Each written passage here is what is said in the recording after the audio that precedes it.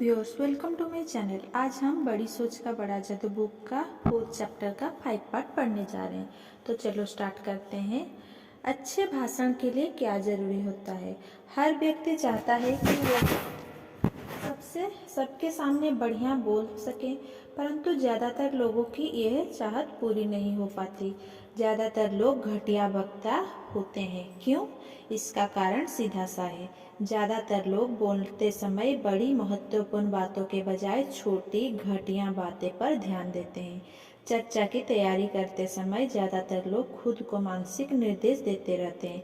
मुझे सीधे खड़े रहना चाहिए, इधर उधर नहीं हिलना चाहिए और अपने हाथों का प्रयोग नहीं करना है। जनता को यह पता न चलने दे कि आप नोट्स की मदद ले रहे हैं। याद रखें, ग्रामर की गलती ना होने दें। इस बात का ध्यान रखें कि आपकी टाई सीधी रहे। जोर से बोले पर ज़्यादा जोर से नहीं, इत्यादि। अब जब वक्ता बोलने के लिए खड़ा होता है तो क्या होता है? वो डरा हुआ होता है, क्योंकि उसने अपने दिमाग में एक सूची बना ली है कि उसे क्या क्या चीज़ नहीं करनी चाहिए। क्या मैंने कोई गलती कर दी है? संक्षेप में, वो फ्लॉप हो जाता है। वो इसीलिए फ्लॉप होता है क्योंकि उसने एक अच्छे वक्ता के छोटे घटिया तुलनात्मक रूप से महत्वहीन गुप्त पर ध्यान केंद्रित किया है और अच्छे वक्ता के बड़े गुणों पर ध्यान केंद्रित नहीं किया है। जिस बारे में आप बोलने जा रहे हैं उसका ज्ञान और दूसरे लोगों को बताने की उत्कट इच्छा। अच्छे वक्ता का असली इम्तिहान इस बात से में नहीं होता कि वह सीधा खड़ा होता है या नहीं, वो ग्रामर में गलतियां करता है या नहीं, बल्कि इस बात में होता है कि वह जनता तक अपनी बात अच्छी तरह से पहुंचा पाता है या नहीं। हमारे ज़्यादातर चोटी के वक्ताओं में कोई सारे दोष होते हैं। कईयों ने की तो आवाज़ ही खराब है। अमेरिका के बहुत से प्रसिद्ध वक्ताओं को तो अगर भाषण देने की परीक्षा में बिठाया जाए कि क्या करना चाहिए और क्या नहीं करना चाहिए, तो उनमें से कोई तो फेल हो जाएंगे, कई तो फेल हो जाएंगे।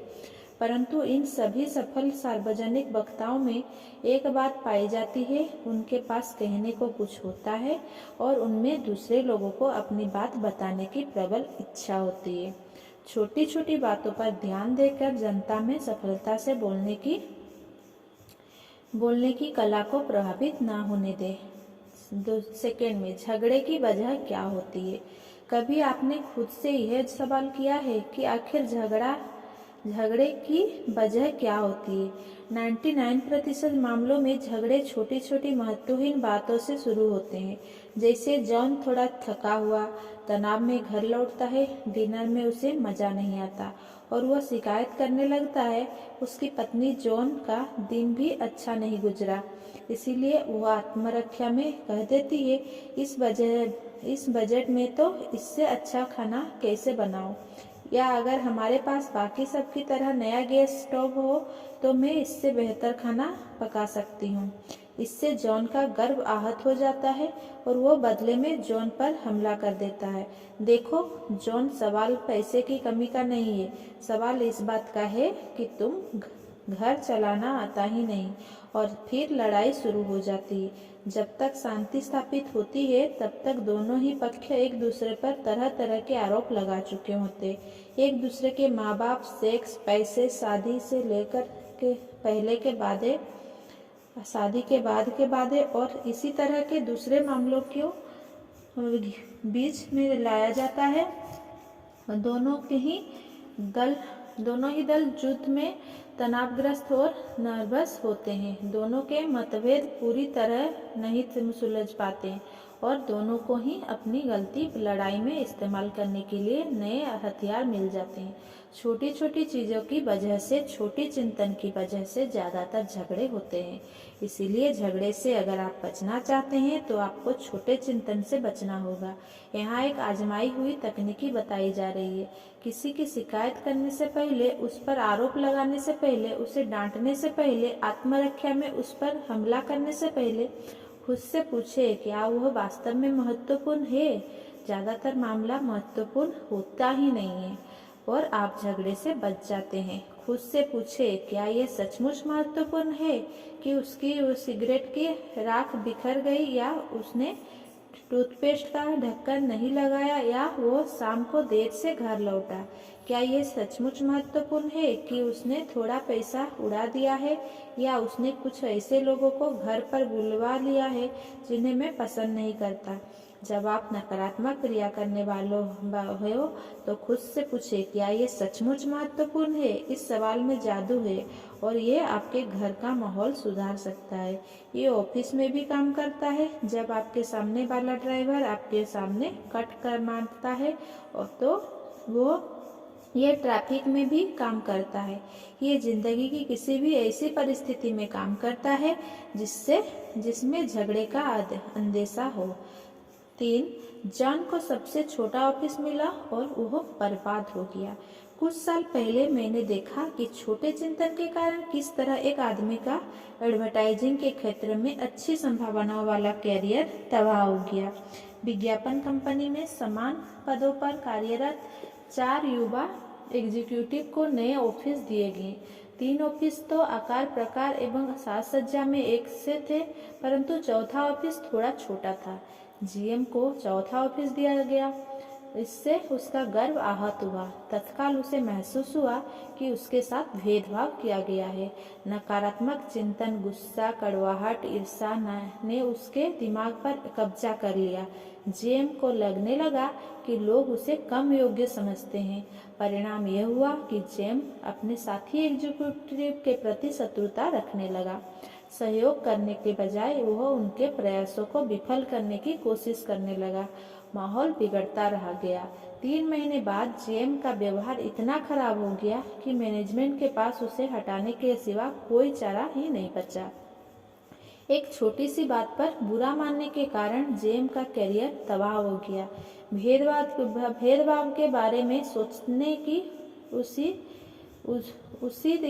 इतनी जल्दी थी कि वो ये नहीं देख पाया कि कंपनी तेजी से विकास कर रही थी और ऑफिस में जगह की कमी थी।